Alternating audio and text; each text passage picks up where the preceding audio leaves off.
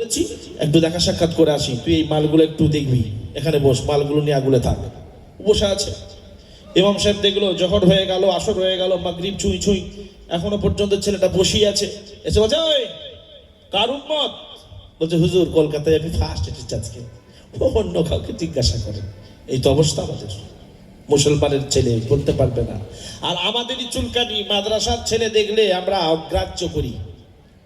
অথচ কোরআন নিয়ে যারা শিখে ও শিখায় এরা হচ্ছে পৃথিবীর সর্বশ্রেষ্ঠ মানুষ, যারা কোরআন নিয়ে আমল করে। আর এদের যারা সাপোর্ট করে এরা ওই আওতাতেই আসে।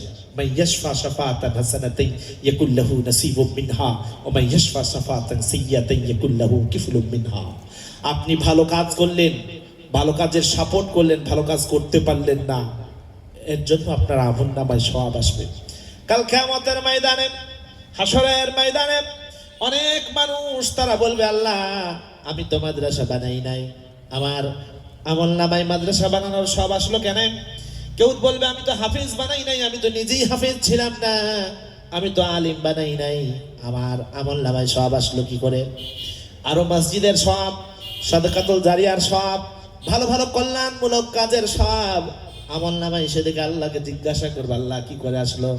আল্লাহ বলবেন, বান্দারে তুমি কাজ করো নাই ঠিক কথা, কিন্তু সাপোর্ট করেছিলে, এই কারণে তোমার আমলনামায় আমি আল্লাহ রাব্বুল আলামিন সওয়াব দিয়ে দিয়েছি।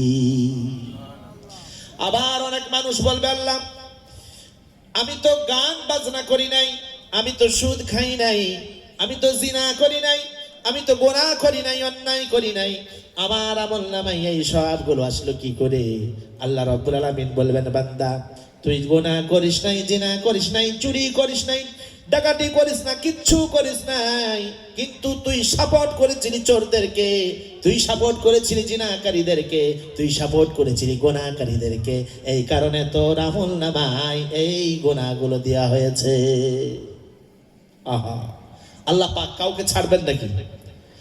এই পৃথিবীর জমিনে আপনি আজকে যদি অন্যায় করেন, অন্যায় করার পর পুলিশে আপনাকে ধরে নিয়ে গেল, আপনার নেতা ফোন করে বলে দেবে, হ্যালো এটা তো আমার লোক, ছেড়ে দাও, পুলিশ অফিসার ছেড়ে দেবে।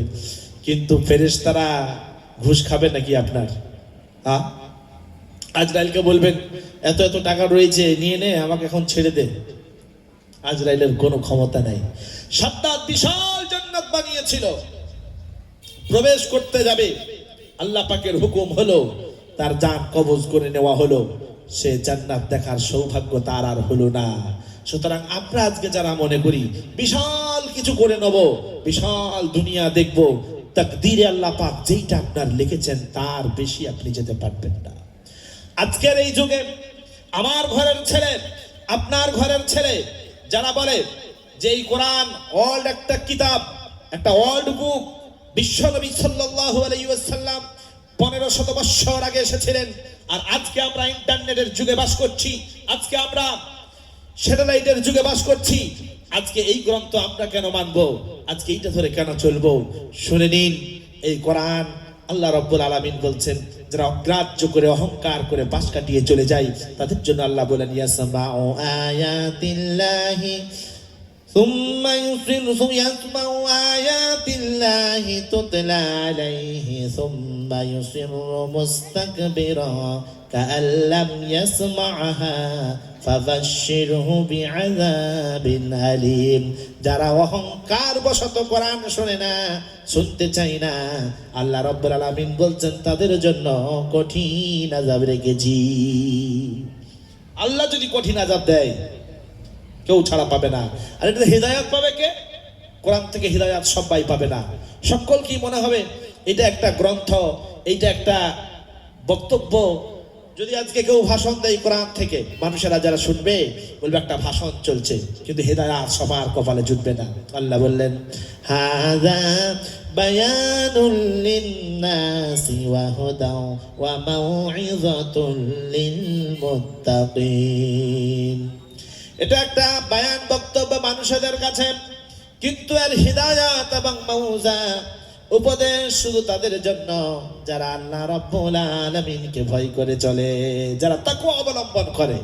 আল্লাহ পাক কি গরিব দেখেন, ধনী দেখেন, বড় লোক দেখেন, এইরকম কোন স্কোপ আছে নাকি? এরকম কোন সিচুয়েশন আছে নাকি? নাই। আল্লাহর কাছে ব্যক্তি ভালো সে যে তাকওয়া অবলম্বন করে, কারণ আল্লাহ বলেছেন এই কথাটা, ইয়া আইয়ুহান নাসু ইন্না খলাকনাকুম মিন যাকারিন ওয়া উনসা ওয়া জাআলনাকুম শুউবান ওয়া ক্বাবাইলা লিতাআরাফু ইন্না আকরামাকুম ইনদাল্লাহি আতকাকুম ইন্নাল্লাহা আলীমুন খাবীর। মহান রব্বুল আলামিন বলেন, হে মানব সকল, আমি তোমাদেরকে একজন পুরুষ আর একজন নারী হতে সৃষ্টি করেছি, আর তোমাদেরকে বিভিন্ন গ্রাম গোত্র কাবিলায় বিভক্ত করে দিয়েছি, যাতে করে একে অপরকে তোমরা চিনতে পারো। আর আমার কাছে এই দুনিয়ার জমিনে সব থেকে সম্মানিত সেই ব্যক্তি যে তাকওয়া অবলম্বন করে, আমি আল্লাহকে ভয় করে চলে, সেই হলো সব থেকে সম্মানিত, যে আল্লাহ রাব্বুল আলামিনকে ভয় করে চলে। কিন্তু দুঃখের কথা, আফসোসের কথা, আজকে আমাদের হৃদয়ে আল্লাহর ভয় নাই। যে যতই বড় লোক হোক না কেন, আল্লাহর ভয় যার রয়েছে, বিশ্বনবী বলেছেন আত্তাকওয়া হাহুনা, আত্তাকওয়া হাহুনা, তাকওয়া এখানে থাকে হৃদয়ে। আমরা কিন্তু যখন অর্থ সম্পদ সামনে দেখতে পাই, তখন তাকওয়া, আল্লাহর ভয় সব কোন জায়গায় যেন চলে যায়, নিজের খেয়াল খুশি তখন চলে আসে। আমরা মনে করি এইটা করলেই ভালো, তখন সেই কাজটাই করি। আপনাদের একটা কথা বলছি শুনেন, যারা উঠবেন উঠে যান, যারা বসবেন বসে থাকেন, এই সামনে আসেন, একবার উঠেন দিয়ে সামনে আসেন, কারণ রাত্রি অনেক হয়েছে, আপনারা অনেকক্ষণ ধরে বসে রয়েছেন। যারা উঠবেন মনে করছেন যে একবার উঠে যাবো, উঠেই যেতে পারেন, আর যদি মনে করেন না বাথরুম টাথরুম যাবো তো তাও যেতে পারেন। নারায়ে তাকবীর, একবার উঠেন সামনে আসেন, একবার উঠেন, আল্লাহর ওয়াস্তে উঠেন। নারায়ে তাকবীর, সামনে আসেন, সামনে আসেন। যারা বসবেন বসে যান, যারা খসবেন খসে যান। হ্যাঁ,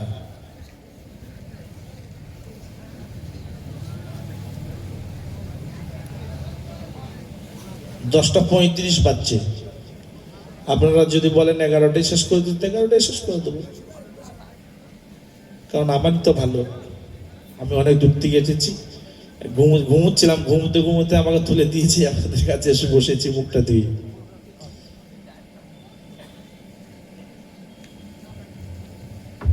মানে এটা এনআরসি হলো আর কি, বুঝলেন তো? এসআইয়ের নাম বাদ গেল, অনেক মানুষের চলে গেল, আর যারা আছে তারা ঠিক থাকবে। আল্লাহ, আমরা হলাম সেই জাতি, আমরা মুসলমান। আমাদের পরিচয় কি বলেন? আমরা মুসলমান। আমাদের মধ্যে অনেকেরই ধারণা যে ইসলামের বয়স কত।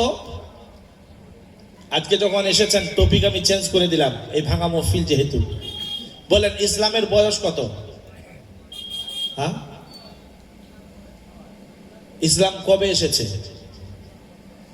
আপনাদের গ্রামের ইসলামকে ভাবেন না, বুঝলেন? গ্রামে তো একজন দুজনের লোকের নাম থাকে ইসলাম। এই যে বলে মুসলমানদের ধর্ম, ইসলাম ধর্ম, তো এর বয়স কত? কবে এসেছে বলেন? কেউ বলেন? হ্যাঁ, কবে থেকে? সবার মতে কি? আমাদের কি পড়ানো হয়? যে ইসলাম ধর্মের প্রবর্তক মুহাম্মদ সাল্লাল্লাহু আলাইহি ওয়াসাল্লাম। বইয়ে তো এইটা লেখা হয়, আর পেপারে তো এইটা ছাপা হয়, সংবাদ মাধ্যমেও এইটা জানানো হয়, কিন্তু ইসলাম ধর্মের প্রবর্তক মুহাম্মদ সাল্লাল্লাহু আলাইহি ওয়াসাল্লাম না। এই যে আমার চাচা যে কথাটা বললেন, ওইটাই ঠিক। এই ঠিকটা তো প্রমাণ করতে হবে নাকি? আদম আলাইহিস সালামের জন্য যদি জিজ্ঞাসা করা হয়, খ্রিস্টান, ইহুদি, আপনার জৈন, বৌদ্ধ, যে কোনো জাতিকে, সবাই বলবে যে পৃথিবীর সর্বপ্রথম মানুষ হলেন আদম। না কারো দ্বিমত আছে? এখানে কোন জাতির দ্বিমত নাই। বৌদ্ধকে জিজ্ঞাসা করলে সেও বলবে, জৈনও বলবে, আর্যরাও বলবে, সবাই একই কথা। তা আদম আলাইহিস সালাম ছিলেন মুসলমানদের সর্বপ্রথম নবী। তিনি, তাকে দিয়ে আল্লাহ পাক ইসলাম পাঠিয়েছেন, তাকে দিয়ে আল্লাহ পাক নবুয়তের ভিত্তি স্থাপন করেছেন। তিনিই হলেন আদি পিতা মানব জাতির। সুতরাং ইসলাম আজকের না, সেই পৃথিবীর শুরুর থেকে, মানব জাতির শুরুর থেকে আজও পর্যন্ত ইসলাম রয়েছে। এই ইসলামকে মিটানোর জন্য যুগে যুগে কাফেরেরা চেষ্টা করেছে, কেউ পারে নাই। বিশ্বনবী সাল্লাল্লাহু আলাইহি ওয়াসাল্লামকে দিয়ে আল্লাহ পাক ইসলামকে পরিপূর্ণ করে দিয়েছেন। এটা ঠিক না বেঠিক?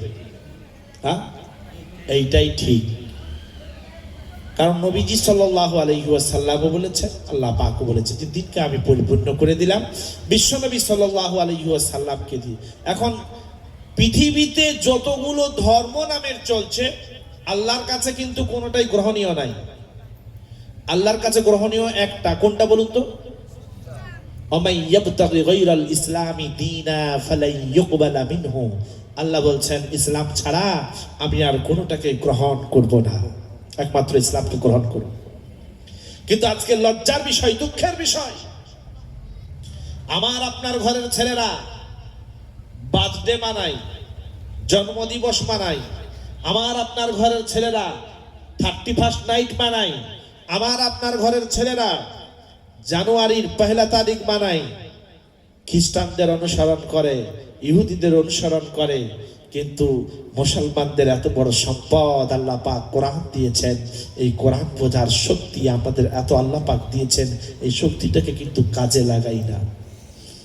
এই চোখ কেন দিয়েছেন আল্লাহ? এই কান কেন দিয়েছেন? এই জবান কেন দিয়েছেন আল্লাহ?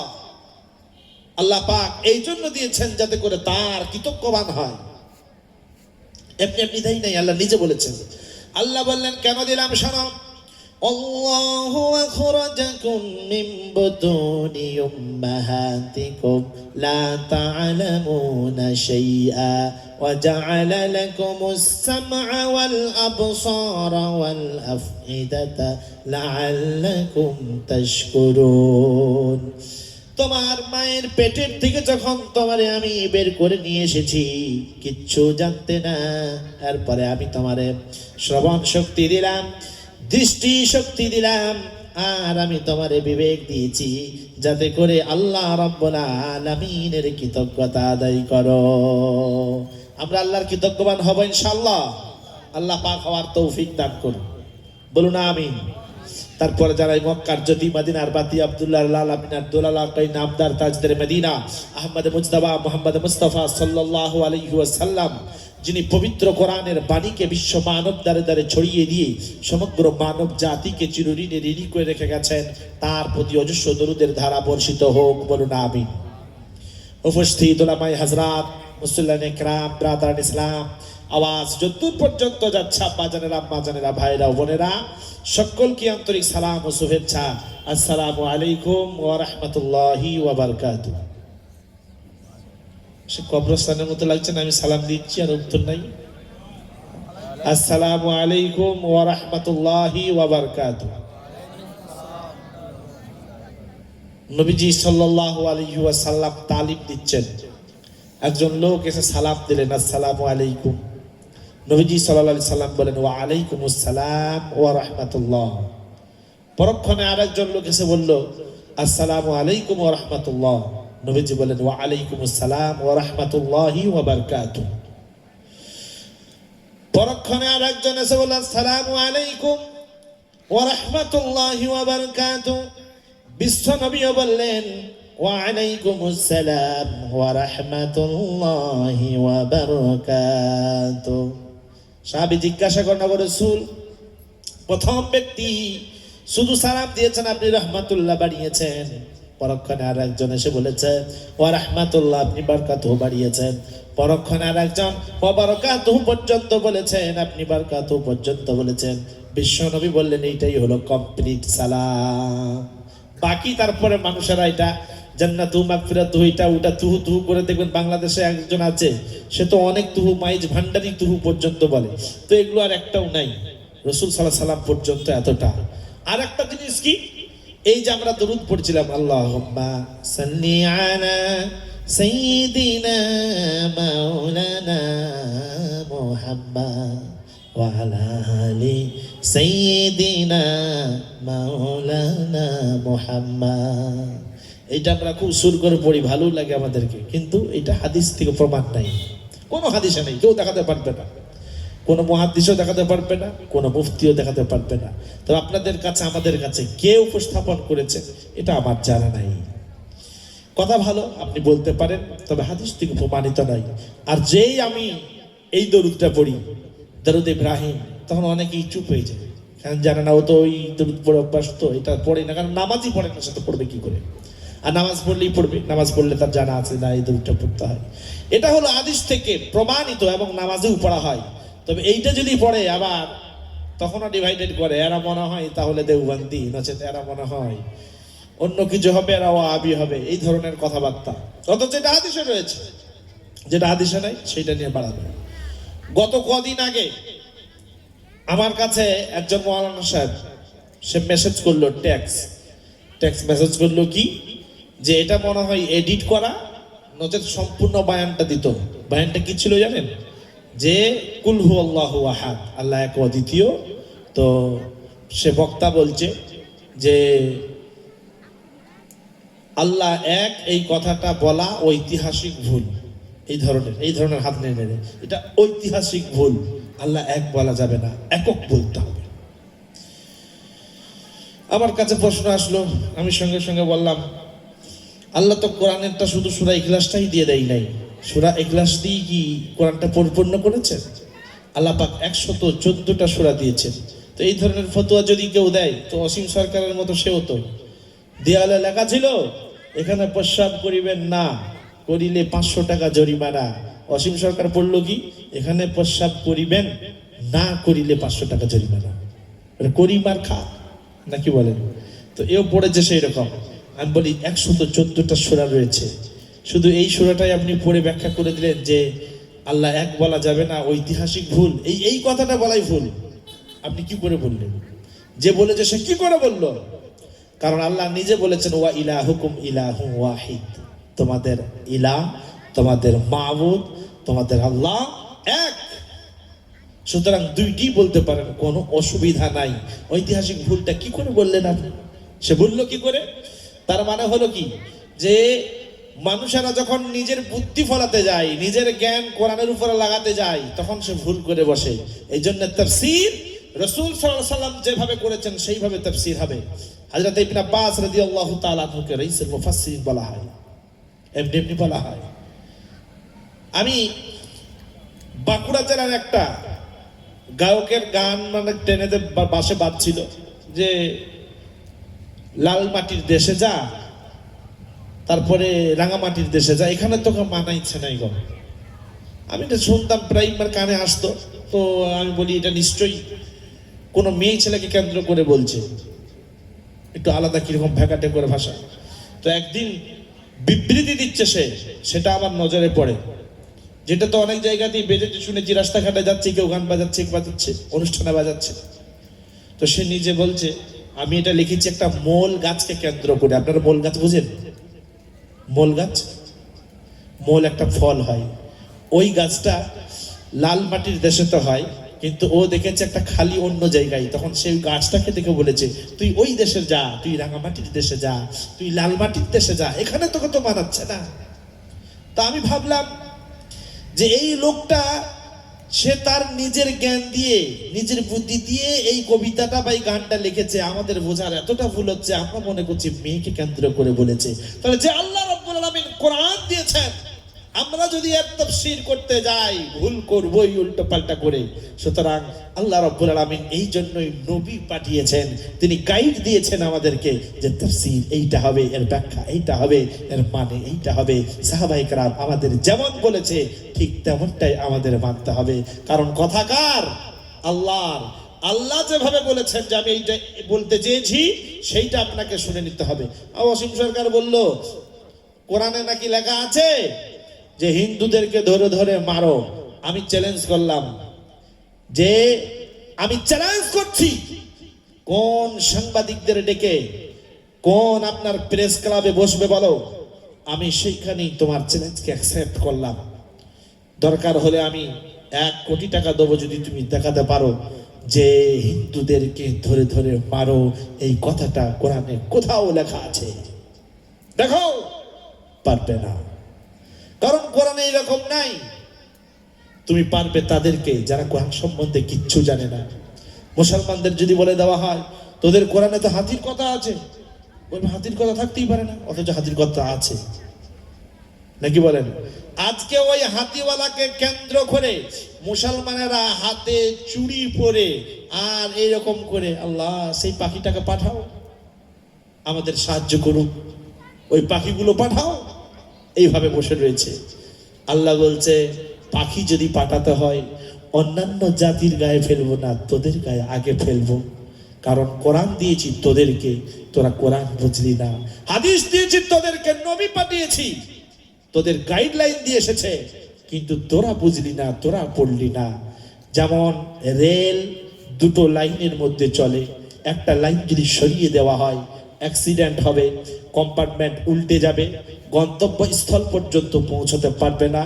ঠিক সেই রকম কেউ যদি কোরআনের একটা আয়াতকে স্বীকার করে দেয়, না মানবো বলে, তাহলে সে কিন্তু আর মুসলমান থাকে না। আল্লাহ পাক বলেছেন, মা কানা মুহাম্মাদুন আবা আহাদিম মিন রিজালিকুম ওয়ালাকিন রাসূলুল্লাহি ওয়া খাতামান নাবিয়্যিন। এখানে দুই শ্রেণীর মানুষ এই আয়াত থেকে কাফের হয়ে যায়। যদি ভাবতে হয়, আপনি যদি ভাবেন, যদি না ভাবেন, কিছু না মনে করেন, তাহলে কিছু মনে হবে না। এই যে খাতামান নাবিয়্যিন, এক শ্রেণীর লোক মানে না। তারা কি বলে? আহমদ রেজা, গোলাম আহমদ রেজা। কি বললাম? গোলাম আহমদ কি গো? মির্জা, রিজা না, গোলাম আহমদ মির্জা। কাদিয়ানে তার বাড়ি, এই জন্য কাদিয়ানি বলা হয়। গোলাম আহমদ কি নাম? মির্জা। তাকে বলে যে এ খাতেমের নবীর পরে এ এসেছে, সুতরাং তারা কিন্তু আর মুসলমান রইল না। কি হলো? অমুসলিম হয়ে গেল, মুসলমান থেকে খারিজ হয়ে গেল। আরেক শ্রেণীর মানুষ রয়েছে যারা নিজেরা মানুষের কাছে উপস্থাপন করে যে আমরা রসুলের বংশধর, কারণ আল্লাহ বলছেন রসুলকে তোমাদের কোনো পুরুষের পিতা বানাই নাই, আর মহিলাদের থেকে ইসলাম বংশ বিস্তার ধরে না, সবসময় বাপের পরিচয় ধরা হয়। আমেরিকানরা যাদের বাপের ঠিক নাই তারা মা থেকে ধরে, তারা পুরুষ থেকে ধরে না, কারণ তারা জানে একটা মহিলা আজকে এর বউ আছে, পরক্ষণেই 2 ঘন্টা পর তার যদি বয়ফ্রেন্ড আসে ফোন করে সে চলে যেতে পারে, সেই জায়গায় যদি সে শুয়ে থাকে তো শুতেও পারে। সুতরাং এ কার ছেলে কেউ বলতে পারবে না। আমাদের মাঠে ঘাটে দেখবেন ছাগল, গরু, ভেড়া এইগুলো যে চড়াচড়ি করে, আজ পর্যন্ত দেখেছেন কেউ বলে যে এইটা এই হেলে গরুটার বাচ্চা? বলে কেন বলে না? কারণ এই গাইটার বাচ্চা বলে, এই পাটি ছাগলটার বাচ্চা বলে, এই ভেড়ির বাচ্চা বলে। কেন বলে না? কারণ জানে যে এর একজন না, এর পুরুষ অনেকজন রয়েছে। আমেরিকানরা ওইটা করে। আর আজকে মানুষকে ধোঁকা দেবার জন্য আজকে বোকা বানানো হয়। এজন্য আমি আপনাদেরকে একটা এক্সাম্পল দিচ্ছি, যারা বিবেক কাজে লাগাই না অধিকাংশ মানুষকে আল্লাহ পাক জাহান্নামে দেবেন। এই গল্পটা বলি, তারপর আবার ওই সাবজেক্টটা আসবো। আল্লাহ বলছেন, وَلَقَدْ ذَرَأْنَا لِجَهَنَّمَ كَثِيرًا مِنَ الْجِنِّ وَالْإِنسِ لَهُمْ قُلُوبٌ لَا يَفْقَهُونَ بِهَا। এতটা পর্যন্তই থাক। জিন এবং মানব দুই সম্প্রদায়ের মধ্যে থেকে অধিকাংশকে আমি জাহান্নামে নিক্ষেপ করব। আল্লাহ পাক বললেন কেন? না, যারা বিবেককে কাজে লাগাই না, এই কারণে, বিবেক না কাজে লাগানোর কারণে তাদেরকে আমি জাহান্নামে নিক্ষেপ করব। এখন একটা এক্সাম্পল দিই। একটা শিকারী শিকার করতে গেছে, শিকার করতে গিয়ে একটা পাখি ধরেছে। পাখিটার নাম হলো চড়ুই পাখি। আপনাদের দেশে আছে? হ্যাঁ, কত বড়? হাতির মতো না? ছোট হয় চড়ুই পাখি। কত ছোট? এই রকম ছোট্ট, 30 থেকে 40 গ্রাম নাকি? তো 40 গ্রাম পাখি একটা ধরে সে সন্ধ্যা পর্যন্ত শিকার করতে গিয়ে কোনো কিচ্ছু পাই নাই। সারা দিন পরিশ্রম করার পর একটা চড়ুই পাখি ধরে এসে বাড়ি ফিরছে। চড়ুই পাখি তখন তারে বলছে, শিকারী আমাকে নিয়ে কোথায় যাবে? বলো কেন? তোকে নিয়ে বাড়ি যাব, তোকে জবাই করে তোর মাংস দিয়ে আজকে আমরা ভাত খাবো। বলল এ তো একটা মূর্খতার কথা। বললো কেন? বললো আমাকে জবাই করার পর যখন পালক টালক ছাড়িয়ে দেবে, আমার নাড়ি ভুড়ি ফেলে দেবে, তখন আমার মাংসই বা পাবে কতটা? 15 থেকে 20 গ্রাম। তুই মাংস কাকে দেবে? স্ত্রীকে দেবে না কন্যাকে দেবে না পুত্রকে দেবে না তুমি নিজে খাবে? তোমাদের নিজেদের মধ্যেই তো ঝগড়া বেঁধে যাবে। বলে তা তো ঠিক কথা, কিন্তু কি করব? বললো শোনো, আমি 3টে উপদেশ দেব। উপদেশ যদি ভালো লাগে আমাকে ছেড়ে দিতে হবে। প্রথম উপদেশ দেবো হাতে, দ্বিতীয় উপদেশ আমি দেব উড়ন্ত অবস্থায়, আর 3 নম্বর উপদেশ আমি দেব গাছের ডালে। বললো ঠিক আছে তাই দে। প্রথম উপদেশ বল। বলল শিকারী, ব্যক্তি যতই ভালো হোক না কেন, ব্যক্তি যদি বাস্তবতার সঙ্গে তার কথাগুলো মিল খায় তাহলেই তার কথাটা মানবে, নচেত মানো না। ব্যক্তি যদি পাগড়িওয়ালা হয়, ব্যক্তি যদি জুব্বাওয়ালা হয়, ব্যক্তি যদি আপনার সায়েন্টিস্টের পরিচয় দেয়, ব্যক্তি যদি পীরের পরিচয় দেয়, ব্যক্তি যদি ইমোশনাল করে, সে যত বড়ই আলিম হোক না কেন, কথা যখন বলবে তখন তার কথা বাস্তবতার সঙ্গে মিল খেতে হবে। যদি মিল না খায় তার কথা কিন্তু ধরো না, মেনো না। বলে দাম কথা বলেছিস, বলে ছেড়ে দাও। ছেড়ে দিল।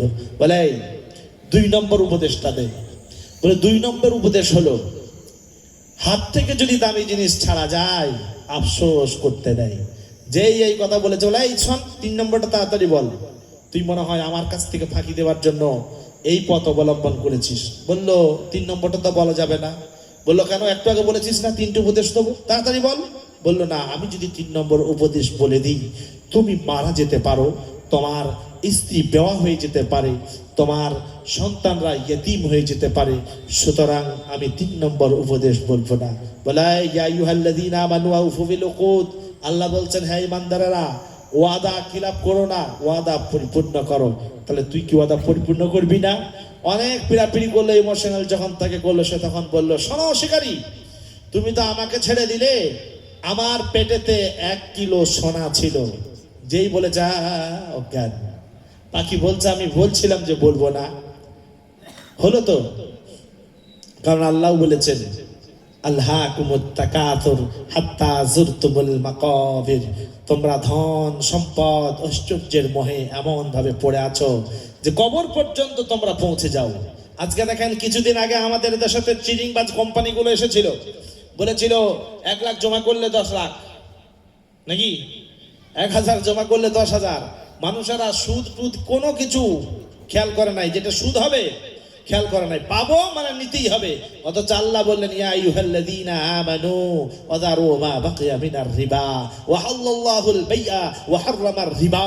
ব্যবসা বাণিজ্য করো, সুদ আমি হারাম করে দিয়েছি, ব্যবসা বাণিজ্য হালাল করেছি। তুমি মুমিনের দাবি করছো, শুনে নাও, তোমার জন্য সুদ খাওয়া চলবে না, ওটা হারাম, ছেড়ে দাও। কিন্তু বর্তমান যুগে একটা জাহাঙ্গীর বলে মুফতি বেরিয়েছে ঝাড়খণ্ডের, সে ফতোয়া দিয়েছে। মুর্শিদাবাদের জুবাইর বলে একজন মুফতি বেরিয়েছে, সে ফতোয়া দিয়েছে ইন্ডিয়ান হিন্দুস্তানের মানুষদের জন্য ব্যাংকের যে টাকাটা ইন্টারেস্ট হয় ওইটা নাকি খাওয়া চলবে। কোথায় ফতোয়া? না হিদায়াতে নাকি আছে। আমি খুলে দেখলাম হিদায়ার আনাচে কানাচেও নাই, হাসিয়াতেও নাই। তাই বললাম ও মনে হয় আলাদা কোনো হিদায়া পড়েছে। সুদ আল্লাহ পাক হারাম করেছেন, যেখানে আল্লাহ ডাইরেক্ট হারাম করে দিয়েছেন সেটা হালাল করার আর কারো কোনো উপায় নাই। কিন্তু এরপরও ঘুরিয়ে ফিরিয়ে হালাল হারামটাকে হালাল করে মানুষদের খাওয়াতে চাচ্ছে। নাউজুবিল্লাহি মিন যালিক। যে কথা বলছিলাম, লোভে আমরা আজকে পড়ে গেছি। ওই লোকটাও এত লোভী, দেখবেন অনেকেই হাত দেখায় লোভেতে লোভেতে, যদি কিছু আমার হয়, লটারি কাটে লোভেতে লোভেতে, যদি আমার কিছু হয়। আস্তে আস্তে মানুষগুলো নিঃস্ব হয়ে যাচ্ছে, কিচ্ছু পাই না। লোকটা অজ্ঞান, যখন জ্ঞান ফিরলো উঠেই পাখিকে বলছে এই পাখি কেন আমাকে ফাঁকি দিলি বল। বললো শিকারী আমি ফাঁকি দেই নাই। বলছে তুই আগে বললি না কেন যে তোর পেটে 1 কিলো সোনা ছিল? বলছে আরে মশাই আমি ফাঁকি দিই নাই বললাম তো। বলে তুই বললি না কেন বল। বলে আমি যে উপদেশ দিয়েছি তুমি তো সেইটাই পালন করো নাই, আমি যে প্রথম উপদেশ দিয়েছিলাম সেইটাই তুমি মানো নাই। বলে তা বললে হয় নাকি, তুই আগে বললি না কেন যে তোর পেটে 1 কিলো সোনা ছিল? বলছে আরে মশাই একটু আগে আমি কোথায় ছিলাম? বলে কেন তুই আমার হাতে ছিলি? আমি যখন তোমার হাতে ছিলাম তখন আমার ওজন কত ছিল? বললো কেন? ওই 40 গ্রাম। পাখি তখন বলছে শোনো, আমার ওজন যদি 40 গ্রাম হয় তাহলে আমার পেটেতে 1 কিলো সোনা থাকে কোন কায়দায়? কি বলেন? কিছু বুঝলেন? 1 কিলো সোনা আমার পেটে কি করে থাকবে? তাহলে আজকে যারা এই ধরনের কথাগুলো বলে যে আমি অমুক আমি তুমুক, বিবেকটা কমসে কম কাজে লাগান, বিবেক কাজে লাগান। যেটা হয় কি করে, এই বিবেক দিয়ে আপনাকে ভাবতে হবে। বলে দিল এই পাথরগুলো আপনি খরিদ করেন, দেখেন আপনার ভাগ্য ফিরে যাবে। দোকানে এই তাবিজটা লটকে দেন, আপনার ব্যবসা বাণিজ্যে বরকত বেড়ে যাবে। ওই মৌলবি তো দুদিনই বড় লোক হয়ে যেত, আপনাকে কেন দিত বলেন? ওই লোকটা যে রাস্তা ধারে পাথর বিক্রি করছে, সে তো আগেই তার ভাগ্যটা পরিবর্তন করে নিত। সে তো নিজেই রাস্তার ধারে বসে রয়েছে, আর তুমি চাকরি করো, অফিসে বসো, প্রমোশনের জন্য তার কাছে তুমি পাথর কিনছো। কত বড় বিবেকহীন হলে আমরা এটা করতে পারি? এই জন্য বিবেকটাকে কাজে লাগান। বিবেক না কাজে লাগালে আপনি সাকসেস হতে পারবেন না।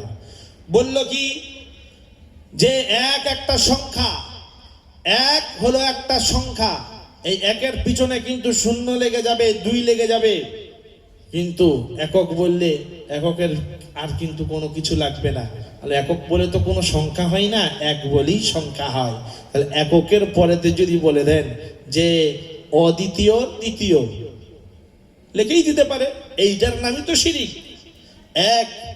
1 সংখ্যা আবার লাগিয়ে দিলেন, এইটার নামই তো শিরিক। সুতরাং লাগবে না এরকম কোনো কথা নাই। আপনি তো লাগালে শিরিক হবেন, না লাগালে আপনি নিষ্কলুষ থাকবেন, আপনি মুসলমান থাকবেন, ঈমান আপনার ঠিক থাকবে।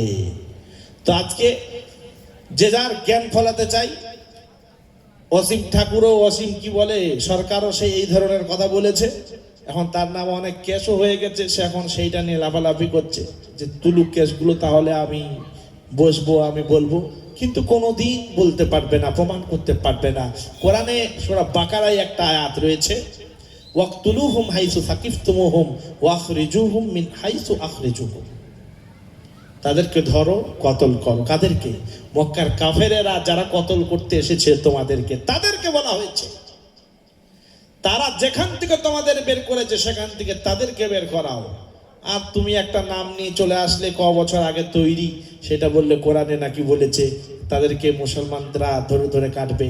মুসলমান সেই জাতি, আল্লাহ পাক বলে দিয়েছেন মিন আজলি যালিক কাতাবনা আলা বানি ইসরাঈল আন্নাহু মান কাতালা নাফসান বিগাইরি নাফসিন আও ফাসাদান ফাকান্নামা কাতালান নাসা জামিআ ওয়া মান আহইয়াহা ফাকান্নামা আহইয়ান নাসা জামিআ। আল্লাহ বললেন, যদি আমি বানি ইসরাঈলদের কিতাবে এই কথাগুলো লিখে দিয়েছি, এই কথা বলে দিয়েছি যে কেউ যদি পৃথিবীর একটা মানুষকে হত্যা করে, গোটা পৃথিবীর মানুষকে হত্যা করলে যে পাপ তার আমলনামায় সেইটা দেওয়া হবে। যদি কেউ একটা মানুষের প্রাণ ভিক্ষা দেয়, একটা মানুষের প্রাণ রক্ষা করে, গোটা পৃথিবীর মানুষের প্রাণ রক্ষা করলে যে সওয়াব, সেই সওয়াব তার আমলনামায় দেওয়া হবে। সুবহানাল্লাহি বিহামদিহি। সুতরাং মুসলমান জাতি হিংসুক নয়, হিংসা করে না।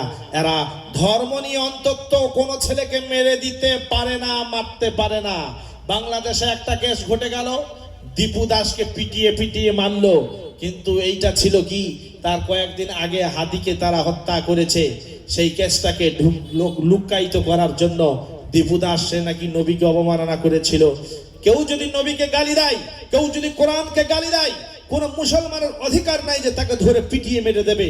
তাকে দেবে সরকারের হাতে তুলে দেবে। যদি সরকার বিচার করবে, কি বিচার করবে সেটা সরকার জানে, আদালতে প্রমাণ হবে, তারপরে বিচার হবে। বিচার যদি না করে তখন জনগোষ্ঠী সমগোষ্ঠী মিলেই তাকে হত্যা করে দেবে না। মুসলমানদের আওতাতে আবার যারা জ্ঞানীগুণী বিচক্ষণ মানুষ রয়েছে তারা তাদের আওতায় নিয়ে আসবে, তারপরে ডিসিশন হবে, সেই কাজ করবে। কিন্তু তুমি পেয়ে গেলে, মারতে শুরু করে দিলে। তুমি দেখো উড়িষ্যায় আমাদের জওয়ানকে ধরলে, ধরার পরে হত্যা করে দিলে। আখলাককে মারলে, হত্যা করে দিলে। আখলাককে ধরে হত্যা করেছ, পেহলু খানকে হত্যা করেছ, জুনাইদকে হত্যা করেছ, নাসিরকে হত্যা করেছ, তারপরে পারভেজ আনসারীকে হত্যা করেছো, ইউসুফকে হত্যা করেছো, আপনার কদিন আগেতেই আতহার হোসেনকে হত্যা করলে, আর জুয়েল রানাকে উড়িষ্যার থেকে তার লাশটা ঘরেতে আসলো। সুতরাং মুসলমান কটা পাঠিয়েছে, কাকে পাঠিয়েছে? এই হিন্দুস্তানের মুসলমানরা যেমন করে ইংরেজকে তাড়িয়েছিল, একদিন সময় আসবে অন্যায়কারীদেরকেও এই মুসলমানদের কাছ থেকে বিদায় নিতে হবে। যদি তোমরা এরকম অন্যায় করে যাও, মুসলমানরাও কিন্তু একদিন জেগে উঠবে, চুপ থাকবে না।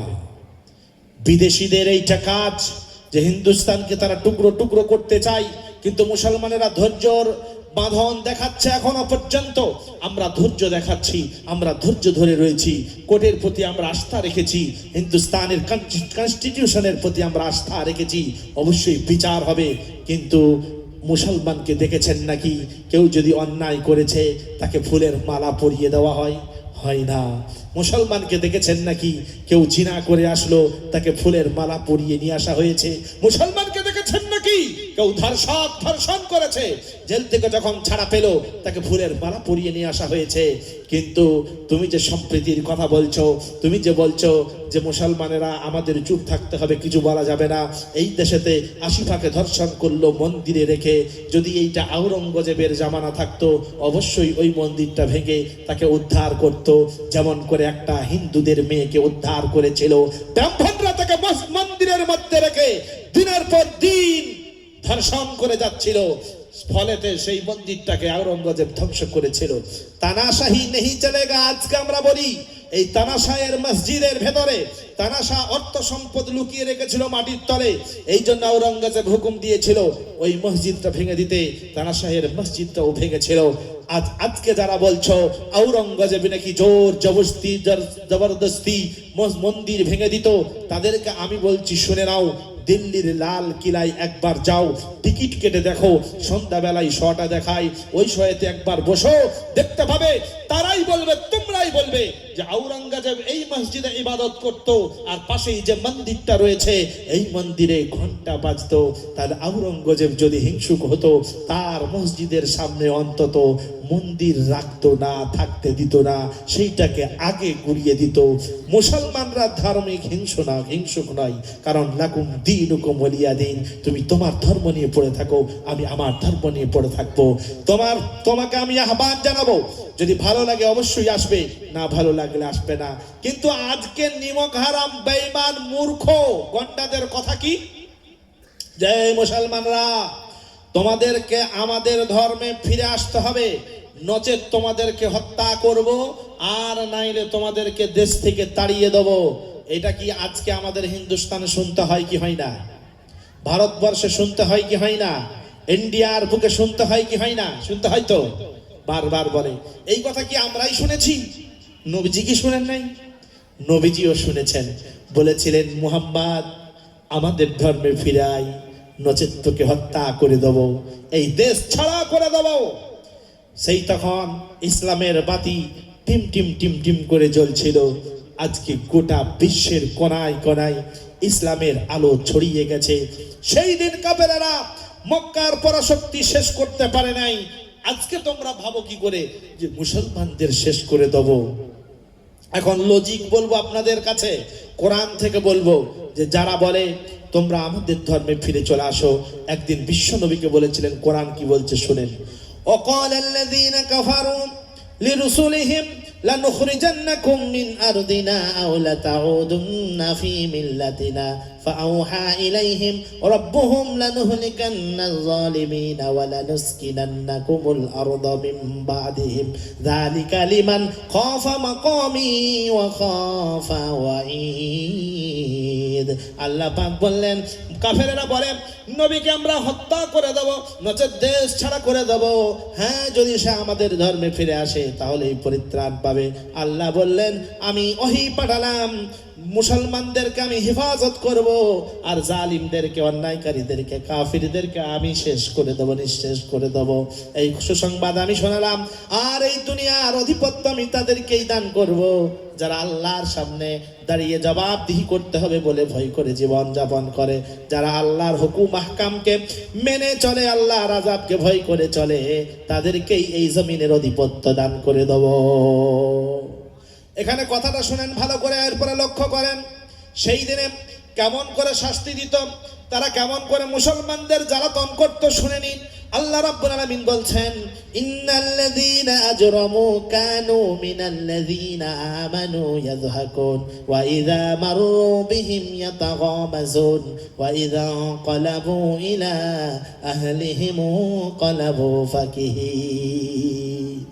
আমার ভাইয়েরা, মুসলমানদেরকে কাফেররা যেই দেখতো তারা টন টিটকিরি করত, ধুলোবালি ফেলতো, থুপ দিয়ে দিত, তারপরে হাসি ঠাট্টা করতো। কেমন দিলাম দেখ মুসলমানদেরকে। আজকেও দেখেন মুসলমানের ছেলেকে তারা মারলো, হত্যা করে দিল, আফরাজুলকে আগুনে জ্বালিয়ে পোড়ালো, তারপরে ভিডিও করে তারা হাসাহাসি করতে লাগলো। কেমন দিলাম দেখ, করছে কি করে নাই? পাহলু খানকে মারলো, তারপরে তারা হাসি ঠাট্টা করছে। বিলকিস বানুকে র‍্যাপ করলো। এই র‍্যাপকারীদেরকে যখন জেল থেকে ছাড় দিল, তখন তাদেরকে ফুলের মালা পরিয়ে নিয়ে আসলো। আসিফা একটা নাবালিকা নারী, নাবালিকা কন্যা। বর্তমানে আমাদের ভারতবর্ষে যদি শোনা যায় অমুক জায়গায় নাবালক বা নাবালিকার বিবাহ হচ্ছে, সঙ্গে সঙ্গে পুলিশ অ্যারেস্ট করে। বিবাহ একটা বৈধ না অবৈধ? বৈধ কাজ করার ক্ষেত্রে পুলিশ তাদেরকে অ্যারেস্ট করে। কিন্তু ওই নাবালিকাকে মন্দিরের মধ্যে রেখে 3 দিন ধরে বেঈমানেরা, কাফেরেরা, অমুসলিম, ঈমান নয় তাদের, বেঈমান যেহেতু, সেক্ষেত্রে তারা এমন একটা নৃশংস কাজ করলো যেটা পৃথিবীর ইতিহাসে বিরল। পণ্ডিত নামের পরিচয় দিতে তারা লজ্জাবোধ করে না। নাম নিয়েছে পণ্ডিত, কিন্তু তারা ধর্ষণ করলো একটা নাবালিকাকে। এরপরে তাদেরকে যখন জেল থেকে ছাড় পেল, তারা তাদের গলায় ফুলের মালা পরিয়ে তাদেরকে সংবর্ধনা জানিয়ে বের করে নিয়ে আসা হলো। ইসলাম এইরকম করেছে নাকি? ইসলাম কি আইন দিয়েছে দেখেন। যে কনস্টিটিউশন মদিনার মধ্যে বিশ্ব নবী সাল্লাল্লাহু আলাইহি ওয়াসাল্লাম জারি করলেন, আল্লাহ পাকে আইন দিলেন যে যদি কেউ জিনা করে 100 করে মারো। বিবাহিত পুরুষ যদি হয় বা নারী হয়, ফারজুমুহুমা নাকালাম মিনাল্লাহ, তাদেরকে রাজম করে দাও, মাটিতে অর্ধেক গেড়ে পাথর টুকে টুকে হত্যা করে দাও, কারণ তারা জিনা করেছে। এটা জিনার শাস্তি। ধর্ষকদের তাহলে কেমন শাস্তি হওয়া দরকার, এরপরে ভাবেন। সুতরাং ইসলাম যে জায়গায় প্রতিষ্ঠিত, সেই জায়গায় অন্যায় হতে পারে না। আজ পর্যন্ত চ্যালেঞ্জ করবো আমি যে কোনো গ্রামে গঞ্জে শহরে নগরে ভারতবর্ষের বুকে কেউ দেখাতে পারবে না যে মুসলমানদের কোনো একটা গ্রামে অমুসলিম ছেলে ঢুকেছিল, তাকে পিটিয়ে পিটিয়ে হত্যা করে দিয়েছে। কিন্তু তোমরা বলো অগণিত আমরা দেখিয়ে দিতে পারবো। এখন তোমরা যারা বলো যে আমাদের ধর্মে ফিরে আসতে হবে, নচেত তোমাদেরকে আমরা দেশ থেকে তাড়িয়ে দেব, নচেত তোমাদেরকে আমরা হত্যা করে দেব। এখন তোমাদের কাছে আমাদের প্রশ্ন রইল একটা প্রশ্ন, কি যে রামনাথ কোবিন্দ সে কি মুসলমান নাকি? মুসলমান না, সে ছিল ভারতবর্ষের রাষ্ট্রপতি। পুরীর জগন্নাথ মন্দিরে সে প্রবেশ করতে পায় নাই। দ্রৌপদী মুর্মু সে ছিল ভারতবর্ষের রাষ্ট্রপতি, পুরীর জগন্নাথ মন্দিরে সে প্রবেশ করতে পারল না। রাজীব গান্ধী পারল না, ইন্দিরা গান্ধী পারল না। তারা মন্ত্রী হয়ে এত উচ্চ পদে উপবিষ্ট হওয়ার পরেও মন্দিরে যদি প্রবেশ করতে না পায়, আমরা যখন তোদের ধর্মে চলে যাব তখন আমাদেরকে কেমন করে প্রবেশ করাবি? কিন্তু আমি বলে দিচ্ছি, শোন, ইসলাম ধর্মে যদি দীক্ষিত হয়ে যাস, আজকেই যদি মুসলমান হোস, কালকেই যদি তুই কোরআন শিখে যাস, যদি কোরআন পড়তে পারিস, যদি আমাল আখলাক বিশ্বনবী সাল্লাল্লাহু আলাইহি ওয়াসাল্লামের সঙ্গে মিশে যায়, কালকেই আমরা বলবো আমাদের মসজিদের মেম্বার খালি রয়েছে, তুই দাঁড়া, নামাজ পড়া, আমরা তোর পিছনে নামাজ পড়তে রাজি রয়েছি, আমাদের কোনো দ্বিধা নাই, অসুবিধা নাই। কারণ আল্লামা ইকবাল বলেন, একই সফ মে খড়ে হ্যাঁ महमूद अयाज, ना कोई बादशाह रहा ना कोई বাদশাহ নওয়াজ। একই ধার দাঁড়ায়, একই কাতারে দাঁড়িয়ে রয়েছে মাহমুদ আল আয়াজ। আজকে কেউ কারো গোলাম না, কেউ কারো বাদশাহ না, কারণ এখানে দুইজনাই একজনার গোলাম। তিনি হলেন কে? আল্লাহ রাব্বুল আলামিন। সুতরাং আল্লাহ পাক এই ধরনের কোন সামঞ্জস্যতার বিকল্প করে নাই। অসামঞ্জস্যতা করে নাই। আল্লাহ রাব্বুল আলামিন ধনী গরিব দেখেন না, তিনি বড় লোক দেখেন না, গরিব লোক দেখেন না, কালো দেখেন না, ফর্সা দেখেন না, তিনি দেখেন তাকওয়া মানুষটা আল্লাহ রাব্বুল আলামিনকে ভয় করছে কি করে না। আর যেই আপনি আল্লাহ রাব্বুল আলামিনের ভয় হৃদয়ে নিয়ে আসবেন, চুরি থেকে আপনি বেঁচে যাবেন, সুদ থেকে বেঁচে যাবেন, জিনা থেকে বেঁচে যাবেন, গোনা থেকে বেঁচে যাবেন, হক নষ্ট করা থেকে বেঁচে যাবেন, সর্বপ্রকার খারাপি থেকে আপনি বেঁচে যাবেন। শুধু একটা ঔষধ, আল্লাহর ভয় যদি আপনার হৃদয়ে থাকে,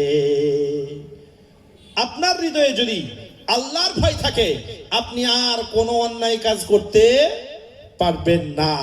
সুতরাং আজকে যে আমাদের ঘরে জন্মগ্রহণ করা মুসলমানের ছেলে, যারা বাইরে গেলে নাম বলতে পারে না আব্দুর রহমান, নাম বলতে পারে না আব্দুর রহিম, নাম বলতে পারে না আব্দুল সত্তার, নাম বলতে পারে না আব্দুল গফফার, তারা তখন বলে আমার নাম লালটু, কেউ বলে আমার নাম রাজু, আমার নাম অমুক, আমার নাম প্রশান্ত। কেন বলে? যে না, মুসলমানের নাম দিলে হয়তো এরা আমাকে কষ্ট দেবে, লজ্জা লাগে। আর সত্যি মুসলমান আজকে আমরা লজ্জিত হয়ে গেছি। কেন? কোর্টেতে যান, মুসলমানের নাম, মদের আড্ডাতে যান, মুসলমানের ছেলে পাবেন, তাসের আড্ডাতে যান, মুসলমানের ছেলে পাবেন, অন্যায় যান, মুসলমানের ছেলে পাবেন, পেপারে প্রত্যেক দিন নাম পাবেন কাদের? মরে গেল কে? মুসলমান, মারল কে? মুসলমান। কিন্তু একটা জিনিস শোনেন, মুসলমান নিজেরা মারামারি করে মরে, কিন্তু আতঙ্কবাদী মুসলমান কোনোদিন হয় না। আমি চ্যালেঞ্জ করব, এই ভারতবর্ষের বুকে যতগুলো আতঙ্কবাদ ধরা পড়েছে, একটা কেউ লাইভে কথা বলতে দেওয়া হয় না। কারণটা কি? দেখানো হয় এইটা ধরা পড়লো, তাকে মেরে দেওয়া হয় যদি মুসলিম হয়। কিন্তু অধিকাংশ মানে কি, ধরতেই পারে না যে আতঙ্কবাদ কারা হলো। কারণ কি? দাল মে কুছ কালা হয়। পুলওয়ামায় এত মানুষ মারা গেল, আতঙ্কবাদী ধরা পড়লো না। আপনার পেহেলগাঁওয়ে এত মানুষ মারা গেল, আতঙ্কবাদী ধরা পড়লো না। শুধু মুসলমানের প্রতিচ্ছবিটা খারাপ করা হয়, কখনো কখনো বাহ্যিক অবস্থায়, আর কখনো গোপন ভাবে, গোপন সূত্রে মুসলমানের ছবিটা খারাপ করা হয়। আমাদের টেন্ডেন্সিতে এইটা ধরিয়ে দেওয়া হয়, আমাদের মস্তিষ্কে এইটা ধরিয়ে দেওয়া হয় যে মুসলমানদের টেন্ডেন্সি হলো কি, তাদের অভ্যাস কি, যে অন্যায় করা, গুলি চালানো, বোমবারুদ ফেকা, মানুষদের হত্যা করা, এটা মুসলমানরা করে। এটা শিখলাম কখন থেকে? ছোট্ট থেকে নিয়ে ঘরেতে টিভি চলছে, মোবাইলে ভিডিও চলছে, সিনেমা চলছে। এই সিনেমা নামের নাটক কৌতুকগুলো আজকে আমাদেরকে, মুসলমানদেরকে নিচু করে দেখায়। কিন্তু এই সিনেমার টিকিটগুলো কাটে কারা? মুসলমানের ছেলেরা। ঈদের দিন যেই আসলো, কলকাতার মুসলমানের ঘরের একটা ছেলে থাকে না ঘরেতে। কারণ আমারও অনেক সাথী সঙ্গী 24 পরগনা কলকাতায় ছিল, তারা খবর দিয়েছে ঈদের দিনে সব সিনেমা হলে চলে যায়। আপনাদের এখানে মনে হয় যায় না, নাকি বলেন? যাই না। এখন আপনাদের একটা তথ্য দিচ্ছি, শোনেন। সিনেমা যে করে, এই সিনেমায় একটা হিরো থাকে কি থাকে না? আর একটা নায়িকাও দরকার, নাকি? নায়িকা না থাকলে সিনেমা দেখবে কেউ দেখবে না। কারণ মেয়ে ছেলে না যদি থাকে, ওরা বলবে তো পয়সাটা আমরা দেবো কেন, ওইটা তো থাকতেই হবে। তো জাগতিকের কথা, এই যে সিনেমা যারা বানায়, একটা হিরো বানায়, হিরোকে চুরি করলো বলে বিশাল ব্যাপার, চুরি করেছে, তাকে উপস্থাপন করা হয় বড় করে, হিরো সে চুরি করেছে, মারাত্মক ভাবে চুরি করলো, সে ডাকাতি করলো, ব্যাংক ডাকাতি, দারুণ ডাকাতি করেছে, তাকে এইভাবে উপস্থাপন করা হয়, দারুণ ডাকাতি করা হয়েছে, কৌশল ছিল মাইনি। তারপরে হাইজ্যাক করলো, হ্যাঁ হিরোর বুদ্ধি ছিল, দারুণ কাজ করলো।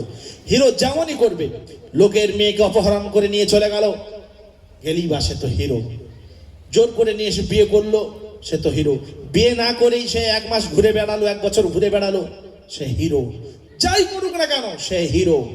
কিন্তু সিনেমায় গুন্ডা বানানো হয়, ভিলেন বানানো হয়, আতঙ্কবাদী বানানো হয়, এদের মাথাতে একটা টুপি পরিয়ে দেওয়া হয়, নচেত পাগড়ি পরিয়ে দেওয়া হয়, গায়েতে একটা পাঞ্জাবি লাগিয়ে দেওয়া হয়, গলায় একটা রুমাল লাগিয়ে দেওয়া হয়, হাতে AK-47 দিয়ে দেওয়া হয়, হাতেতে গ্রেনাইড দিয়ে দেওয়া হয়। বলা হয় স্কুলে মার, নচেত কোনো এয়ারপ্লেনে, কোনো এয়ারপোর্টে, নচেত কোনো স্কুলে, নচেত কোনো হসপিটালে, নচেত কোনো আপনার স্টেশনে, নচেত কোনো লোকালয়ে, নচেত কোনো মেলায় এই বমগুলো ব্লাস্ট কর, বা AK-47 নিয়ে নিরীহ নিষ্পাপ বাচ্চাদের উপরে তোরা গুলি চালা, কোনো স্কুলকে হাইজ্যাক কর, এইটা দেখানো হয়। এখন যারা দেখে এই সিনেমা, হিন্দু হোক, জৈন হোক, বৌদ্ধ হোক, খ্রিস্টান হোক, এমনকি মুসলমানের ঘরের সন্তানই হোক না কেন, তারাও দেখে আস্তে আস্তে শিখে ভিলেন তাহলে মুসলমানই হয়। গুলি চালাই মুসলমান, খুন করে মুসলমান, চুরি করে মুসলমান, ডাকাতি করে মুসলমান, হত্যা করে নৃশংসভাবে মুসলমান, এই ছবি তারা করে পৃথিবীর বুকে উপস্থাপন করছে। আর এই সিনেমাগুলোর টিকিট কাটছে কারা? মুসলমানের ঘরের ছেলেরা। আল্লাহ বললেন, ওয়ামা আসাবাকুম মিন মুসিবাতিন ফাবিমা কাসাবাত আইদিকুম ওয়া ইয়াফু আন কাসীর। আমি তো অনেককেই তোমাদের ক্ষমা করে দিই, কিন্তু শোনো, তোমাদের কাছে যে বিপদগুলো আসে এইগুলো সব তোমাদের হাতের কামাই করা। আজকে আমরা সেই বিপদেই উলঝে রয়েছি, সেই বিপদের আগুনেই আমরা জ্বলছি, যে বিপদটা আমরা নিজেরা নিয়ে এসেছি। আমরা বলি এইটা সালমান খানের ফিল্ম, দেখবো না তো কি? আমরা বলি এটা শাহরুখের ফিল্ম, দেখবো না তো কি? এটা আমির খানের ফিল্ম, দেখবো না তো কি? কিন্তু ওই আমির খান মুসলমানের বদনাম করে চলে গেল, ওই সালমান খান মুসলমানের বদনাম করে চলে গেল, ওই শাহরুখ খান মুসলমানের বদনাম করে চলে গেল। আর আপনার বাপের টাকা, মাথার ঘাম পায়ে ফেলা টাকা, সেই টাকা নিয়ে বা আপনার নিজের কামাই করা টাকা, সেই টাকা নিয়ে আপনি সিনেমা দেখে উপভোগ করে সেইখানে টাকা ছড়িয়ে দিলেন। তারা একটা মোটা অঙ্কের টাকা পেয়ে গেল। আগামী দিনে তারা আবার মুসলমানের প্রতিচ্ছবি কি করে খারাপ করা যায় এই নিয়ে পরিকল্পনা করতে লাগলো। সুতরাং মুসলমানের ক্ষতি আপনি নিজেই করলেন, অন্য কেউ না। আমার ভাইরা, আল্লাহ রাব্বুল আলামিন বলেন, তোমাদের কাছে যে বিপদগুলো আসে এইগুলো সব তোমাদের হাতের কামাই করা। আমরা এটা পড়ি, জানি, বুঝি, এর পরেও কিন্তু নিজেদের খেয়াল খুশি অনুযায়ী জীবন যাপন করছি।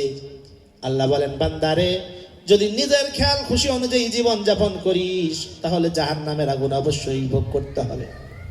আর যদি কোরআন মেনে নিস, হিদায়াত যদি মেনে নিস, তাহলে উপহার কি হবে? কি উপহার পাবি?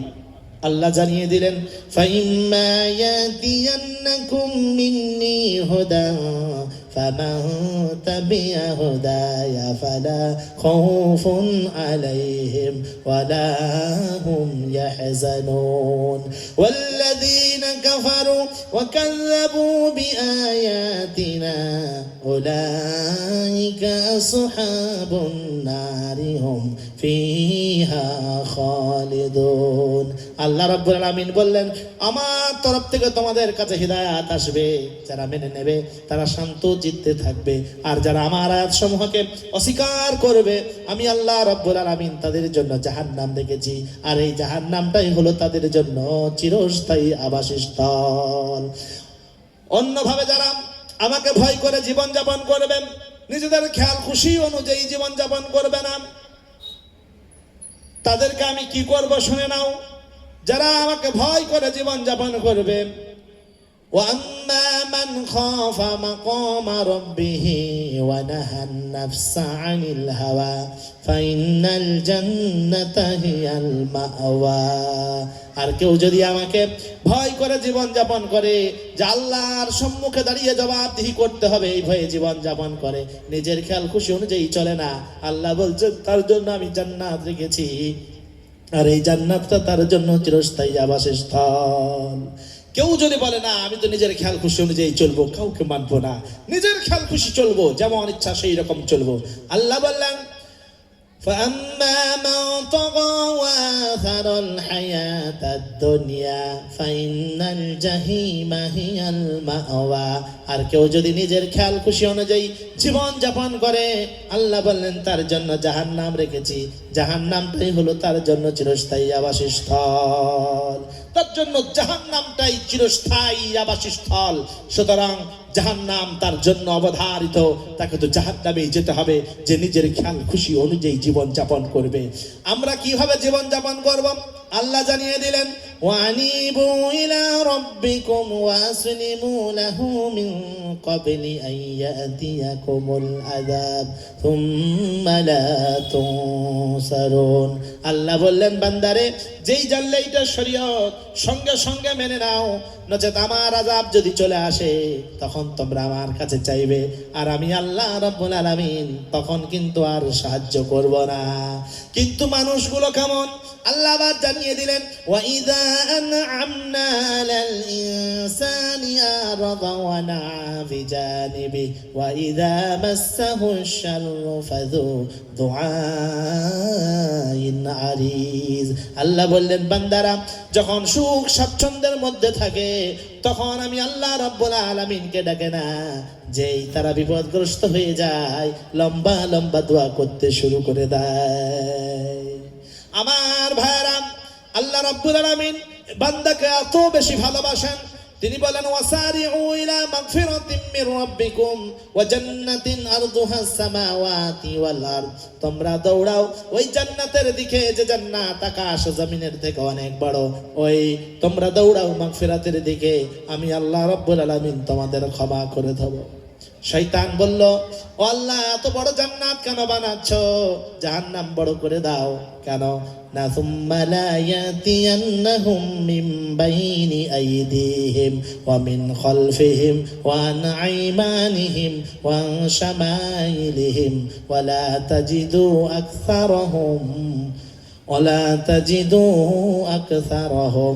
আল্লাহ রাব্বুল আলামিন বললেন, শয়তান বলল যে তোমার বান্দারা অধিকাংশ দেখবে তারা অকৃতজ্ঞ হবে, তাদেরকে তুমি অকৃতজ্ঞ পাবে, তারা তোমার কৃতজ্ঞ আদায় করবে না। আমি তো তোমার বান্দাদেরকে ডান দিক থেকে ধরবো, বাম দিক থেকে ধরবো, সামনের থেকে ধরবো, পিছন থেকে ধরবো, তাদেরকে আক্রমণ করব। শাকিরিন ওয়ালা তাজিদু আকসারহুম শাকিরিন, তাদেরকে তুমি কৃতজ্ঞবান পাবে না। আল্লাহ রাব্বুল আলামিন বললেন, শোন রে শয়তান, আমার বান্দা যদি মাদ্রাসার এই মাহফিলে হোক বা কোনো নির্জন জায়গায় হোক বা কোনো লোকালয়ে হোক, আমার ঘরে হোক বা বাইরে হোক, নিজের ঘরে হোক, বসে হোক, শুয়ে হোক, দাঁড়িয়ে হোক, আমার কাছে যদি চাই, ক্ষমা প্রার্থনা করে, আমি আল্লাহ রাব্বুল আলামিন কেমন করে ক্ষমা করি শুনে নে। ইল্লা মান তাবা ওয়া আমানা ওয়া আমিলা আমালান সালিহান ফাউলাইকা ইউবাদদিলুল্লাহু সাইয়্যাতিহিম হাসানাত। বান্দা যদি ইস্তিগফার করে, আমার কাছে ঈমান আনার পরে সৎ কাজ করে, সৎ আমল করে, আমি আল্লাহ রাব্বুল আলামিন আমার বান্দার গুনাহগুলো শুধু মাফ করে দিই না, গুনাহ মাফ করার পরে যে খালি জায়গাটা হয়ে যায়, ওই খালি জায়গাটা নেকি দিয়ে পরিপূর্ণ করে দেই। সুবহানাল্লাহ। আল্লাহ পাক নেকি দিয়ে পরিপূর্ণ করে দেয়। এইজন্য আমরা ইস্তিগফার করব তো নাকি? ইনশাআল্লাহ আল্লাহ পাক আমাদেরকে ক্ষমা করুন, আমরা আর অন্যায় কাজ করব না। আমার ভাইরা, বর্তমানে মুসলমানের পরিস্থিতি এতটাই খারাপ যে পরিচয় দিতে লজ্জা লাগে, নাকি না লাগে না? এইটাই তো আমরা করে ফেলেছি। স্কুলে কারা কারা গেছেন? স্কুলে হাত তুলেন তো, যারা যারা স্কুলে গেছেন হাত তুলেন, দেখি কতজন স্কুলে গেছেন। স্কুলে যারা গেছেন হাত তুলেন না, হাত তুলেন দেখি একবার, আমি একটু দেখতে চাই। মাশাআল্লাহ সবাই কম বেশি গেছে, কিন্তু মাধ্যমিক পাস যদি বলা হয় খুব কমই বেরোবে, তাই তো? কিন্তু স্কুলে গেছে। এই যে স্কুলে ইন্সপেকশন হয়, ইন্সপেকশন বোঝেন তো? মাঝে মাঝে দেখবেন ইন্সপেক্টর আসে স্কুলে, স্কুলে এসে পরীক্ষা নেই, যে দেখে ছাত্রছাত্রীদের কিরকম পড়াশোনা হচ্ছে। এখন তো আসার কোনো দরকার নেই মনে করে, কারণ এখন তো যে মাদ্রাসা বোর্ডগুলো রয়েছে, তারপরে সিনিয়র মাদ্রাসা বলেন, হাই মাদ্রাসা রয়েছে, নিয়োগই নেই, মানে যা ইচ্ছা তাই চলছে। পড়াশোনা কি করে শেষ করে দিতে পারে, এটাই মানুষেরা ভাবে, যে পড়াশোনা শেষ হলে কি হবে, মানুষেরা মূর্খ হবে, আর মূর্খ হলে মারামারি করবে, মূর্খ হলে আমার কাজ করবে, মানবে, আর যদি শিক্ষিত হয়ে যায় সে তো তখন প্লেনে চড়বে, একটা ধারণা মানুষের। কিন্তু শুনে নিন, এখন স্কুলে ইন্সপেক্টর এসেছে বা আসবে, হেডমাস্টারকে খবর দিল যে আগামীকাল বা অমুক দিন আমি স্কুলে যাব, ইন্সপেকশন করব। তো হেডমাস্টার ছাত্রছাত্রীদেরকে ডেকে বলে, আগামীকাল সকলেই ভালো পোশাক পরে আসবি। বললো ঠিক আছে। হঠাৎ করে আবার বলে, বল্টু এদিকে শোন। বলে কি হলো স্যার? বলে আগামীকাল তুই কিন্তু আসবি না। বলে কেন স্যার? হেডমাস্টার দেখছে একে যদি এমনি বলি যে আসবি না তাহলে তুই শুনবেই না। সঙ্গে সঙ্গে পকেটে হাত দিয়েছে, হাত দিয়ে 500 টাকা বের হয়ে এসেছে। বললো বাপ এটা রাখ, তুই কালকে আসবি না, তুই খুব ডাক পিটে ছেলে, আমার স্কুলের মান সম্মান চলে যাবে, তুই বাদ দিয়ে সবাই আসবে, তুই আসবি না। বল্টু দেখলো না আসলে যদি 500 টাকা পাই, আসলে নিশ্চয়ই বেশি পাবো। ওর কিন্তু মন মানছে না, 500 টাকা দিয়ে আমাকে আলাদা করে দিচ্ছে, বাকি সব ছাত্রছাত্রী আসবে। পরদিনে ও কি করেছে, নিজের বোনের পোশাকগুলো পরে মেয়ে ছেলেদের লাস্ট বেঞ্চে বসেছে।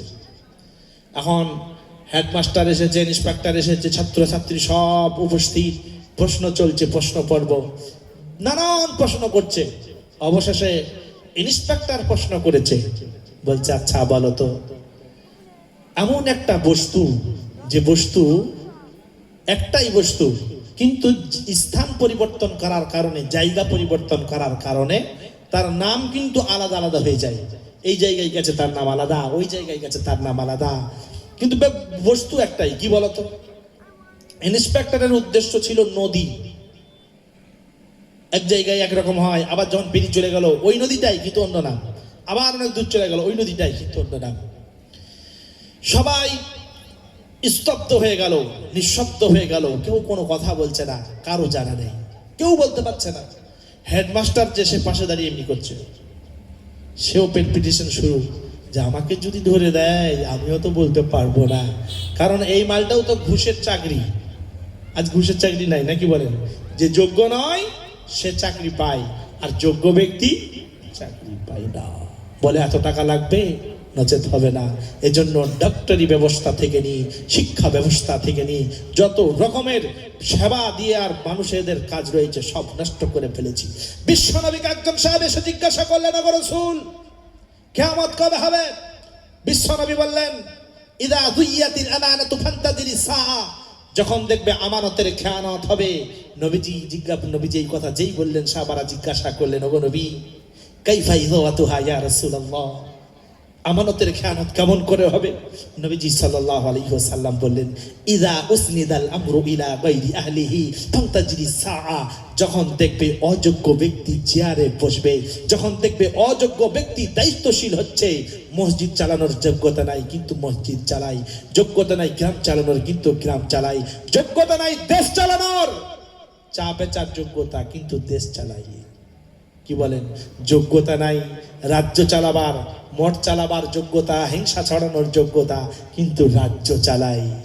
এই তো যোগ্যতা নাই, কিন্তু বসেছে, হেডমাস্টার হয়েছে, কিন্তু যোগ্যতা নাই, আমানতের খেয়ানত করছে। আমার ভাইরা, এরপরে হেডমাস্টার তামতা করতে শুরু করেছে, কিন্তু সঙ্গে সঙ্গে হেডমাস্টারকে বাঁচিয়ে দিল ওই বল্টু, যাকে 500 টাকা দিয়ে বলেছিল তুই আসবি না। ও বলে স্যার, বলে কে? বল্টু না? বলে হ্যাঁ স্যার। বলে তোকে যে বলেছিলাম আসবি না? বললে স্যার আমি যদি না আসতাম এই প্রশ্নের উত্তর দিত কে? কেউ তো দিতে পারছে না। বলছে হ্যাঁ রে, তুই পারবি? বলে হ্যাঁ স্যার আমি পারবো। বলে বল। বলছে এই যে স্যার, এটা মাথায় রয়েছে, এই জন্য এর নাম হলো চুল। আর একটু নিচে নেমে আসুন, এর নাম হলো ভুরু। আর একটু নিচে নেমে আসুন, চোখের পলক। আর একটু নিচে নেমে আসুন, গম। আর একটু নিচে নেমে আসুন, দাড়ি। হেডমাস্টার বলছে বল্টু চুপ কর, তোর পায়ে ধরি। বলো কেন স্যার?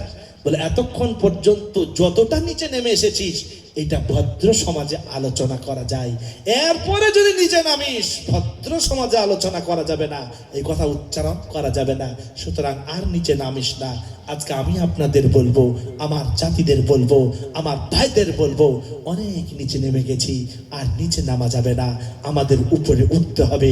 সর্বপ্রথম আমাদের এই মাদ্রাসাগুলোকে তরতাজা করতে হবে, এখানেতে শিক্ষার ব্যবস্থাটাকে আরো মজবুত করতে হবে, আমাদের হক আদায় করতে হবে, আমাদের হক বুঝতে হবে। আমরা কোন জায়গায় ছিলাম, আমরা আজকে কোন জায়গায় চলে যাচ্ছি। আজকে হক কথা বলনেওয়ালা কেউ নাই, বললেই তাকে বলা হয় এ তো দালাল। কি বলেন? দালালের উপাধি দিয়ে দেওয়া হয়। কিন্তু মাছ খাই সব পাখি, মাছরাঙার খালি নাম হয়। আজকে যেমন বিধর্মীরা বলে মুসলমানরা গরু খায়, কিন্তু গরু তো এক্সপোর্টার যারা রয়েছে হিন্দুস্তানে, তারা হলো এক রাজ্যের হচ্ছে যোগী আর এক দেশের হচ্ছে মোদি। এরা এক্সপোর্টার সব থেকে বেশি বড়। Al Kabir, Al Madani, Al Arabia, Muslim beef exporter, Arabian beef exporter, এগুলো যাদের মালিক তারা সব অমুসলিম, একটাও মুসলিম না, কিন্তু নাম হয় কাদের?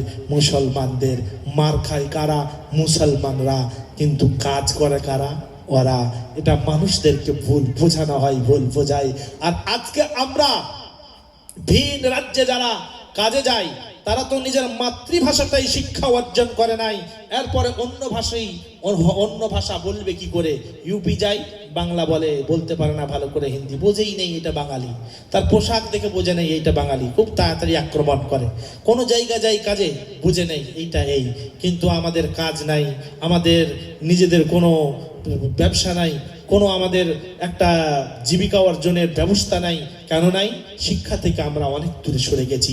এই জন্য আমি আপনাদের বলবো, এই কোরআন যখন অবতরণ হয়, এই কোরআন যখন নাজিল হয়, বিশ্বনবীকে বললেন, ইকরা বিসমি রাব্বিকাল্লাযী খলাক, পড়ো তোমার প্রভুর নামে যে তোমাকে সৃষ্টি করেছে, যে তোমার সৃষ্টিকর্তা। আজকে আমরা পড়ার থেকে দূরে সরে গেছি, আজকে জ্ঞান অর্জন থেকে দূরে সরে গেছি। আপনারা কি লক্ষ্য করেছেন? এই কোরআন নিয়ে একদিন স্পেনের বুকে সব থেকে বড় ইউনিভার্সিটি এবং মুসলমানদের সব থেকে প্রথম যেটা আপনার রিসার্চাগার, বৈজ্ঞানিক গ্রন্থাগার, বৈজ্ঞানিক যেটা রিসার্চ সেন্টার ছিল, সেটা ছিল স্পেনের বুকে, মুসলমানরা তৈরি করেছিল। আজকে সেই মুসলমানদের নাম নিশান মিটে গেছে, কারণ মুসলমানরা ডিভাইডেড হয়ে গেছে। এই ডিভাইডেড হওয়ার কারণে মুসলমান মার খেতে খেতে শেষ হয়ে গেছে। তারিক বিন জিয়াদ এসেছিলেন স্পেনের বুকে, মুসলমানরা অত্যাচারিত ছিলেন না, ওখানের মানুষগুলো, উচ্চ জাতের মানুষগুলো নিচু জাতের মানুষদেরকে অত্যাচার করত। এই জন্য তারা মুসলমানদের প্রতি আহ্বান জানালো, তোমরা আসো। তারিক বিন জিয়াদ এসে দখল করলো, দেশটা শান্তিতে পরিণত হলো। আমাদের হিন্দুস্তানেও উঁচু জাতের মানুষেরা নিচু জাতের হিন্দু যাদেরকে বলা হচ্ছে, নিচু জাতের হিন্দুদেরকে অতিষ্ঠ করত, পুকুরে নামতে দিত না। তারপরে আপনার জল খেলে ওই পাত্রে খেয়ে নিলে তারা আর কোনোদিন খেত না, ওইটাকে ফেলে দিত, নষ্ট করে দিত, তাকে প্রহার করা হতো, তাকে মারতে হতো। তাদের গ্লাসে পানি পান করতে দিত না, তাদের খাদ্যদ্রব্যে তারা হাত দিতে দিত না, তাদের রাস্তায় তারা বেরোতে দিত না, তারা যে রাস্তায় যেত সেই রাস্তায় যেত না। এমনকি বিবাহ যদি কারো অনুষ্ঠান হয়, সেই অনুষ্ঠানে ঘোড়ার পিঠে চড়ে নিচু জাতের হিন্দুরা যেতে পারবে না, উচ্চ জাতের হিন্দুরা শুধু ঘোড়ার পিঠে চড়ে তাদের দিকে হয়ে বিয়ে করতে যাবে। আবার কি যদি আপনার দক্ষিণ ভারতের দিকে লক্ষ্য করা যায়, অধিকাংশ নিম্ন বর্ণের যারা হিন্দু ছিল তাদেরকে ব্রাহ্মণরা ব্রেস্টের